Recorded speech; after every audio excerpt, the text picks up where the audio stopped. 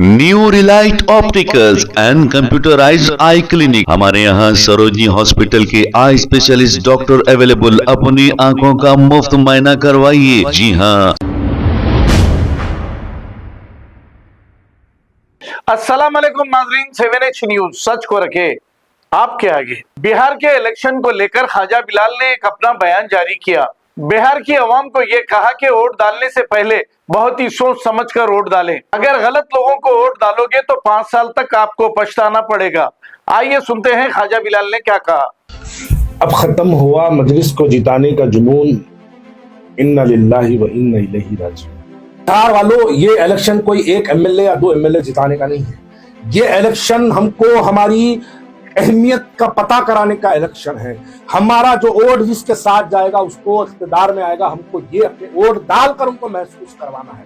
खुदा ना खास्ता आप 1-2 सीट किसी को जिता भी अगर देते हैं और रूलिंग पार्टी को इस बात का पता चले कि आपने उनका साथ नहीं दिया तो 5 साल तक आपको मुश्किलात को झेलना पड़ेगा।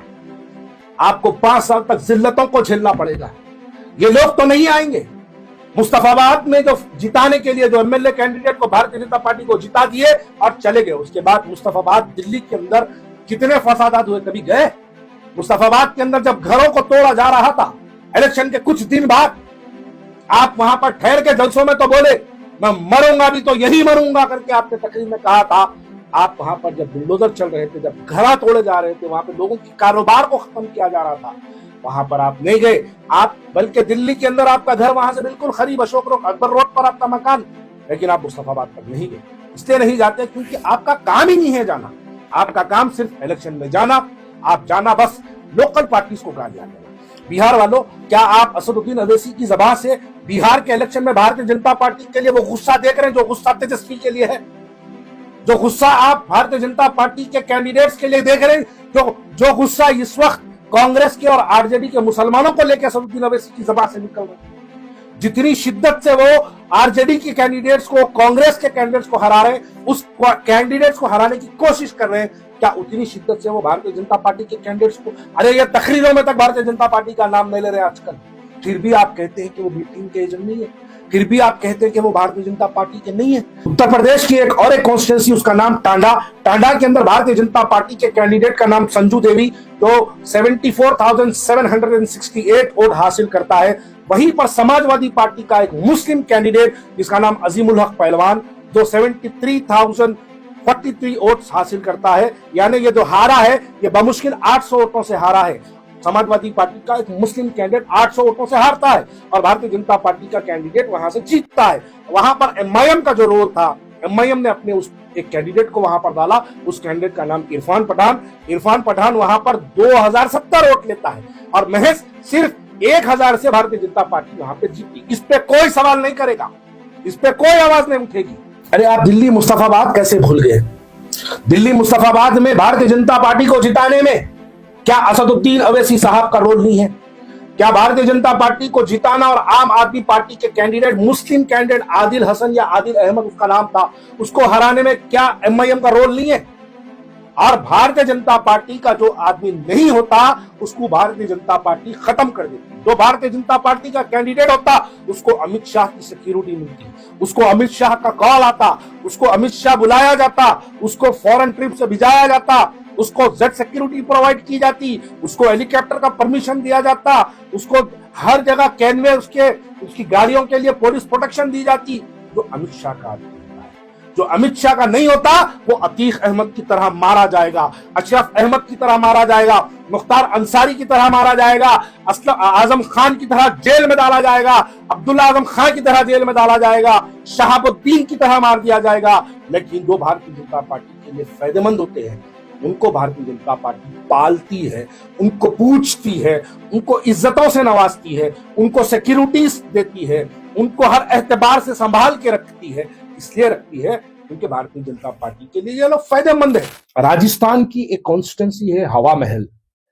हवा महल में एक भारतीय जनता पार्टी का उम्मीदवार था जो 2023 में जहां पर हवा महल में इलेक्शन हुए राजस्थान में, बालमुकुंद चारी भारतीय जनता पार्टी के एक कैंडिडेट थे। वो 95,989 वोट्स उनको मिलते हैं। और वहां पर एक कांग्रेस पार्टी के कैंडिडेट है, उनका नाम आर तिवारी, जिसको 95,000 यानी 95,015 वोट मिलते हैं। वहीं पर एमआईएम का एक कैंडिडेट होता है, उसका नाम जमील अहमद खान, जो सिर्फ 588 वोट लेता है। अब आप बीजेपी जीती और कांग्रेस हारी का जो फर्क देखेंगे वो एमआईएम के वोटों से कम है। एमआईएम वहां पर जाके बाल मुकुंद चारी को जिता के आती है और कांग्रेस के एक कैंडिडेट को हराती है, और एमआईएम सिर्फ 500 वोट। अकबरुद्दीन अवैसी वहां पर एक जलसा करते हैं। असदुद्दीन अवैसी 2 बार हवा महल को जाते हैं, बीजेपी के कैंडिडेट को जिता के आते हैं, और बीजेपी वाले को, एमआईएम वाले को सिर्फ 588 वोट मिलते हैं। और आप चाहते हैं उसके बावजूद भी मैं ना बोलूं। शोलापुर के अंदर एक ऐसी कॉन्स्टिट्यूंसी जिसको शोलापुर सेंट्रल कहा जाता है, शोलापुर सेंट्रल में वहां पर हिंदुस्तान की आजादी से लेकर आज तक वहां पर भारतीय जनता पार्टी का कभी एमएलए नहीं बना। लेकिन पिछले 2023 के 24 के इंतखाबात में, असेंबली इलेक्शंस में, वहां पर पहली बार हिंदुस्तान की आजादी से लेकर आज तक पहली बार वहां भारतीय जनता पार्टी का एमएलए बना। अब तक जीतते आए, सीपीआई जीती, कभी सीपीएम जीती, कई बार कांग्रेस जीती, ये होता रहा। अच्छा, अब आप बोलेंगे वहां पर एमआईएम का क्या रोल है? भाई, वहां पर एमआईएम का इतना बड़ा रोल है, शायद ये रोल समझने के लिए आपको ये कम्युनलिज्म की जो ऐनक, कम्युनलिज्म के जो चश्मा हमारी आंखों पे लगा हुआ है, उसको हमको हटाना है। महाराष्ट्र के इलेक्शन में असदुद्दीन अवैसी के ही शोलापुर के उस स्कूल के मैदान में ठहर के असदुद्दीन अवैसी घड़ी बता के 15 मिनट 15 मिनट का ये जो बयान था, ये पूरे शोलापुर के हिंदू भाइयों को भारतीय जनता पार्टी की तरफ करने पर मजबूर कर दिया। जबकि शोलापुर में जब कभी सीपीआई जीती थी, सीपीएम जीती थी, कांग्रेस जीती थी, तो सिर्फ मुसलमान नहीं जिताते थे, हिंदू और मुसलमान दोनों मिलकर वहां पर सेकुलर पार्टीज को जिताते थे और फिरका परस्त पार्टीज को हराते थे। असदुद्दीन अवैसी साहब शोलापुर में अपना कैंडिडेट डालते हैं, लड़ाते हैं, और लड़ाने के बाद वहां पर भड़काऊ भाषणों की तो भरमार कर देते हैं। चाहे मैं समझता हूं महाराष्ट्र में कहीं वहां पर ऐसे बयानात नहीं दिए गए जैसे बयानात शोलापुर में दिए गए, और नतायज क्या निकले आपके सामने? भारतीय जनता पार्टी जीत के आई। उत्तर प्रदेश में बिजनौर एक कॉन्स्टिट्यूंसी है। बिजनौर कॉन्स्टिट्यूंसी में राष्ट्रीय यानी आरएलडी का एक कैंडिडेट होता है, उसका नाम नीरज चौधरी, और एक भारतीय जनता पार्टी का एक कैंडिडेट होता है, उसका नाम सूची। नीरज चौधरी को 94,990 वोट्स मिलते हैं, और भारतीय जनता पार्टी के सूची को 96,310 वोट्स मिलते हैं। उसी उत्तर प्रदेश में एमआईएम ने 100 कैंडिडेट्स को खड़ा किया था। ये लोग बोलते भाई 100 लड़ा रहे साहब, नारे तकबीर अल्लाह अकबर, तुम्हारे 100 से क्या होता, वो भी सुनो। बिजनौर में वहां पर एमआईएम का कैंडिडेट था, उसका नाम मुनीर अहमद 2,282 वोट्स वहां पर लेता है, और भारतीय जनता पार्टी महज सिर्फ 2,000 वोटों से जीतती है, और वहां पर एक सेकुलर पार्टी का कैंडिडेट नीरज चौधरी वहां पर 2,000 वोटों से हारता है। एमआईएम 2200 वोट देती है। फिर लोग पूछते हैं कि भाई बीजेपी की बी टीम नहीं है क्या? अगर बीजेपी की बी टीम नहीं है तो फिर ये कैसे इलेक्शन भारतीय जनता पार्टी को 2,000 के वोटों से, 500 वोटों से, 1,000 वोटों से जिताते हैं? उत्तर प्रदेश में और एक कॉन्स्टिट्यूंसी है जिसका नाम नकुर के अंदर एक धर्म सिंह करके जो है एक कैंडिडेट था समाजवादी पार्टी का। समाजवादी पार्टी के कैंडिडेट को हराते हैं, भारतीय जनता पार्टी के कैंडिडेट को जिताते हैं, जिसका नाम मुकेश चौधरी है। जो धर्म सिंह है 1,03,618 वोट्स हासिल करता है, और मुकेश चौधरी 1,03,771 वोट लेता है। उसी कॉन्स्टिट्यूंसी में एमआईएम का भी एक कैंडिडेट जिसका नाम मोहतरमा रिजवाना को वहां पर टिकट दिया गया था। इलेक्शन में जो समाजवादी हारी है और भारतीय जनता पार्टी जो जीती है, ये सिर्फ 300 वोटों का रहा, लेकिन वहां पर एमआईएम 3,000 वोट अपने रिजवाना मोहतरमा को डाल के वहां से एमआईएम बीजेपी को जिताती है और समाजवादी पार्टी को हराती है। उत्तर प्रदेश में एक कॉन्स्टिट्यूंसी है जिसका नाम सरस्वती के अंदर भारतीय जनता पार्टी का कैंडिडेट उसका नाम राम फिरान 79,437 वोट्स लेता है, और समाजवादी पार्टी का एक मुस्लिम कैंडिडेट उसका नाम मोहम्मद रमजान 78,992 वोट्स लेता है। सिर्फ 1000 वोटों से समाजवादी पार्टी का कैंडिडेट हारता है और भारतीय जनता पार्टी का कैंडिडेट जीतता है।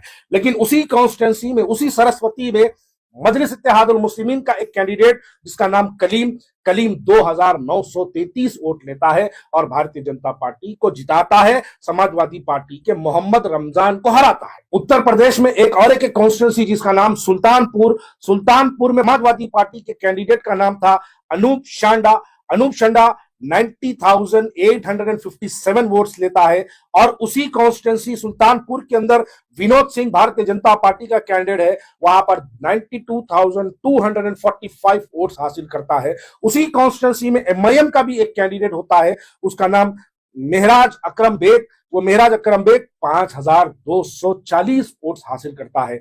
यहां पर आप देखिए, समाजवादी को हराना भारतीय जनता पार्टी को जीतने में सिर्फ 2000 वोटों का फर्क होता है, लेकिन वहां पर एमआईएम अपना कैंडिडेट डाल के 5,240 वोट्स हासिल करती है और वहां पर बीजेपी को जिताती है, समाजवादी पार्टी को हराती है। उत्तर प्रदेश की एक और एक कॉन्स्टिट्यूंसी है, उस कॉन्स्टिट्यूंसी का नाम ज्ञानश्री का में भारतीय जनता पार्टी के कैंडिडेट का नाम कुमार सिंह 55,716 वोट्स हासिल करता है। तो वहीं पर बहुजन समाजवादी पार्टी का एक कैंडिडेट जिसका नाम अलाउद्दीन 53,413 वोट्स हासिल करता है। वहां पर एमआईएम का भी एक कैंडिडेट होता है, उसका नाम मंजूर आलम खान। अब देखिए, यहां पर बीजेपी जीतना और बहुजन समाजवादी हारना, इन दोनों के अंदर सिर्फ 2000 वोटों का फर्क होता है, लेकिन वहां पर एमआईएम अपना कैंडिडेट डालती है, उस कैंडिडेट को वहां पर 3116 वोट्स मिलते हैं। यानी बीजेपी जो जीती है, बहुजन जो हारी है, इन दोनों में सिर्फ 2000 का फर्क होता। एमआईएम वहां पर जाके अपना कैंडिडेट 3000 डाल के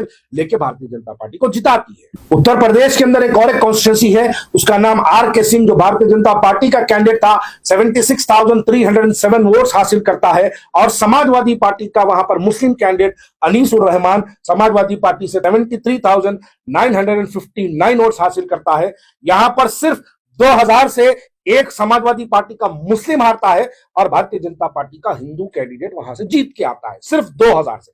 लेकिन वहां पर एमआईएम का जो रोल था, वो फैजुल्ला चौधरी करके कैंडिडेट को एमआईएम ने डाला, वहां पर वो 21,000 वोट्स हासिल करता है और समाजवादी पार्टी के मुस्लिम कैंडिडेट को हराता है और भारतीय जनता पार्टी के हिंदू कैंडिडेट को वहां से कामयाब करता है। उत्तर प्रदेश की एक और एक कॉन्स्टिट्यूंसी, उसका नाम टांडा के अंदर भारतीय जनता पार्टी के कैंडिडेट का नाम संजू देवी, जो 74,768 वोट हासिल करता है। वहीं पर समाजवादी पार्टी का एक मुस्लिम कैंडिडेट जिसका नाम अजीमुल हक पहलवान, जो 73,043 वोट्स हासिल करता है। यानी ये जो हारा है, ये बमुश्किल 800 वोटों से हारा है। समाजवादी पार्टी का एक मुस्लिम कैंडिडेट 800 वोटों से हारता है और भारतीय जनता पार्टी का कैंडिडेट वहां से जीतता है। वहां पर एमआईएम का जो रोल था, एमआईएम ने अपने उस एक कैंडिडेट को वहां पर डाला, उस कैंडिडेट का नाम इरफान पठान वहां पर 2070 वोट लेता है और महज सिर्फ 1000 से भारतीय जनता पार्टी वहां पे जीती। इस पे कोई सवाल नहीं करेगा, इस पे कोई आवाज नहीं उठेगी। ये लोग जाते हैं उत्तर प्रदेश में बीजेपी को जिताते हैं, ये जाते हैं महाराष्ट्र में बीजेपी को जिताते हैं, जाते हैं कर्नाटक में बीजेपी को जिताते हैं, जाते हैं आपके तेलंगाना के अंदर भी अगर मैं कहूं तो गोशा महल के अंदर बीजेपी को जिताते हैं। आप ये जो जिताने का सिलसिला है, इस वजह से भारतीय जनता पार्टी इनको सियासी तौर पर इनको जिंदा रखती है। इसलिए जिंदा रखती है उनके इनसे भारतीय जनता पार्टी का फायदा होता है। फिर भी आप ये समझते हैं कि वो हमारे रहनुमा है, फिर भी ये समझते हैं, तो आप याद रखो बीजेपी के अंदर। अच्छा, मैं एक आखिरी बात यहां पे कहना चाहता हूं। जब तक उत्तर प्रदेश में मुलायम सिंह और अखिलेश सिंह यादव की सरकार थी, असदुद्दीन ओवैसी अपने कई तकरीरों में कहे कि जब मुलायम सिंह की और अखिलेश यादव की सरकार थी, मेरे 72-71 प्रोग्राम्स को मेरे उत्तर प्रदेश में कैंसिल किया गया। जब से उत्तर प्रदेश के अंदर योगी आदित्यनाथ की सरकार आई है, तब से आज तक असदुद्दीन ओवैसी के ऊपर ना कोई एफआईआर होता है, ना उनके ऊपर कभी उनको आने से रोक लगाया जाता है, ना कभी उनको वहां पर आने पे पाबंदी लगाई जाती है। बगल उसके आप इनको हेलीकॉप्टर का परमिशन मिल जाता है, इनको एयरपोर्ट से जेड सिक्योरिटी प्रोवाइड, क्योंकि इनकी आमद से योगी आदित्यनाथ को और भारतीय जनता पार्टी को फायदा होता है। मैं यहां पर एक सवाल करना चाहता हूं, अगर भारतीय जनता पार्टी को और नीतीश कुमार को असदुद्दीन ओवैसी से अगर जरा सा भी नुकसान हो, तो क्या नीतीश कुमार और भारतीय जनता पार्टी असदुद्दीन ओवैसी को सीमांचल में आने से नहीं रोक सकती थी? रोक सकती थी, लेकिन वो क्यों नहीं रोक रहे? क्योंकि वो भी जानते हैं कि असदुद्दीन ओवैसी के सीमांचल में होने से भारतीय जनता पार्टी और नीतीश कुमार का फायदा है। इसी फायदे को मद्देनजर रखते हुए असदुद्दीन अवैसी को फ्री वॉक दिया जाता है। ये फ्री वॉक के तहत अपना काम भारतीय जनता पार्टी को जिताने के लिए ये कर रहे हैं। हमको ये बात समझने की जरूरत है, हमको ऐसे लोगों को पहचानने की जरूरत है और हमारे वोटों का सही इस्तेमाल करने की हमको जरूरत है। New Relight opticals and computerised I clinic. हमारे यहाँ सरोजनी हॉस्पिटल के आई स्पेशलिस्ट डॉक्टर अवेलेबल। अपनी आंखों का मुफ्त मुआयना करवाइए। जी हाँ, sun glasses 99 onward, any number glasses from 250 onward, contact lenses any colour ₹99 onward. जो हजरात 60 साल की उम्र से ज्यादा है, हज और उम्रा जाना चाहते हैं, उनके लिए बिल्कुल free number glasses, free home delivery और free eye checkup. New relight optical, Talab Katta, main road, opposite to Baba Bahauddin Dargah. Mobile 9848392127। खबर है शहर की, खबर है गाँव की, खबर है सारी दुनिया की। 7H न्यूज पसंद आए तो लाइक कीजिए, शेयर कीजिए और सब्सक्राइब करना ना भूलें। 7H news.